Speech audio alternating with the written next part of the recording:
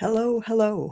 This is Tara Alemany, founder of Emerald Lake Books, and welcome to episode number 11 of Emerald Lake Books Live. I decided the show needed to have a name, so that's what I'm going with. Hope you like it. So today's episode is going to be based on a question that somebody asked me recently. The topic is going to be how to tell if a publisher is good. And the question that I was asked specifically was this: how can I tell if a small publishing company is any good? I have a few companies wanting to publish my books, and I don't know which to go with. So we're going to talk a little bit about how to do your due diligence and your research on a company before making a publishing decision about whether or not they're the right person to work with you or the right company to work with you. So it starts off first by actually taking a good look at their website. You want to note things like how long have they been in business? If they've been around for a while, that's a good thing. If they're relatively new in business, it can mean a couple of different things that may or may not be good for you.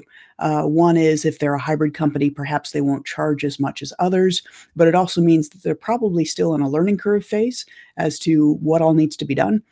So you just want to make sure that there is some stick-to-itiveness with the company and that they're not going to disappear real quick. Another thing that you want to make a note of as you look at their website is look at their catalog. Look at the authors they've published. Are their covers well designed? Do they look nice? Are they attractive? If you make a list of those authors' names, you can actually then go and Google those authors and reach out to them. Find out what their experience has been working with that publisher. Were they happy? Were they satisfied? Did the publisher fulfill on what they promised? Did they underdeliver, overdeliver? So those are all things that you want to kind of take a close look at. But the other thing you can do is you can use the mighty power of Google. So what I'm going to do is I'm going to share my screen here with you for a moment. And some of the things that you can do, for instance, are go in and type in the publisher name followed by, so I'm just going to say publisher name followed by reviews, or you can do complaints. If I could spell, that would be good. Complaints, or you can do scam. All of these different things. When you look up that publisher's name, you want to make sure that there aren't too many complaints against them. Hopefully there are no complaints against them. If there are complaints, you want to kind of read through the reviews and see what experiences people have had that caused them to post a negative review. Keep in mind, just because a negative review exists doesn't mean that it's 100% accurate. But if there's a whole bunch of them that are all saying the same thing, I would tend to believe them. So what you do that research, make sure that that makes sense.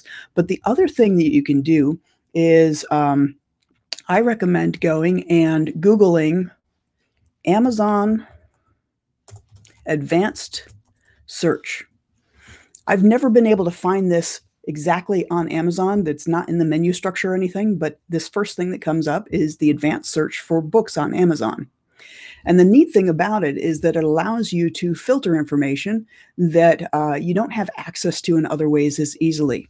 And so what I would recommend is going in and putting in the publisher that you're looking for and doing a search to see what comes up. I'm just using our books as an example.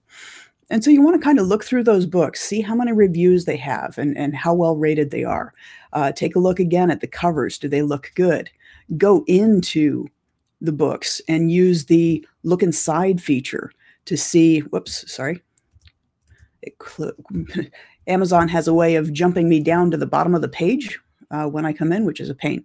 So anyway, use the look inside feature and go through and see, does it look well designed? Is it clean in the way it's presented?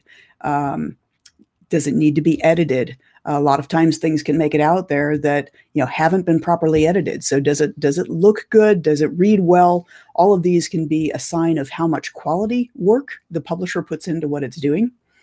So you want to also kind of get a feel for how many books are they publishing each year. If you see a publisher that has 25 books coming out in the next year and only has 3 people in the company, that might be fine. That might be a good balancing act depending on the team that they have to outsource with. But if you see, a one-person company that's putting 50 books out, I would question how well they're able to do that. So you want to kind of make sure that the throughput of the company makes sense.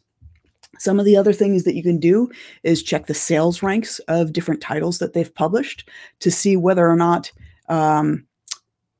their sales ranks match up to what you would expect. So look at the newest titles, and are they all the way down kind of in the millions, or are they lower numbers, meaning that they're selling more copies than other things.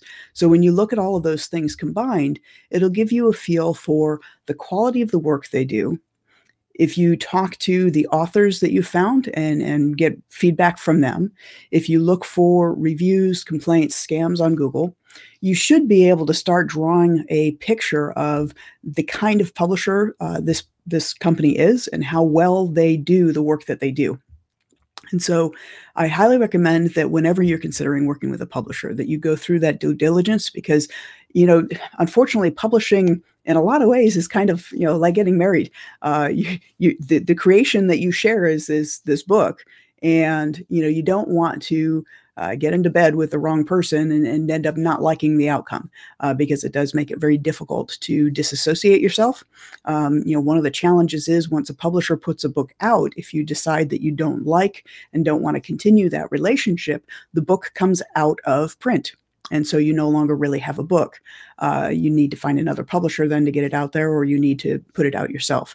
So you want to make sure that before you go into this relationship that you're content with what you see the potential outcome being. And as always, I always recommend getting a hold of our guide. It is called 54 Questions to Ask Your Publisher Before You Sign a Publishing Contract. And that goes through a lot of education in terms of the different things that you should be aware of that typically should be covered in a contract. And if it's not, it gives you questions to raise so that you can make sure that you're covered in the way that you should be to protect your work. So I hope that answered some questions for you. If you have any others, please feel free to drop them in the comment area. The whole thing about this Emerald Lake Books live show is it's to answer your questions. So the more questions you send me, the more I have to work with, and hopefully the more benefit I'll be to my listening audience. So if you need help, please get in touch. We're happy to do that. Next week's topic is currently queued up to be the best business building elements to include inside your book. When we work with our authors, because we're working typically with people who want to become recognized as notable experts in their industry, or they want to become recognized as thought leaders, we make sure that part of what we're doing in designing their books is we are including business building elements that will help them with things like lead capture and brand visibility. And so we're going to go over some of the best things that you can do within your book to make sure that you accomplish those goals. So thanks for tuning in. I hope you found it helpful to you. And if you haven't already, I would ask that you go ahead and subscribe to our live so that you're notified when these come in. But it's every Friday at 3 p.m. Eastern Time, and we will see you next time.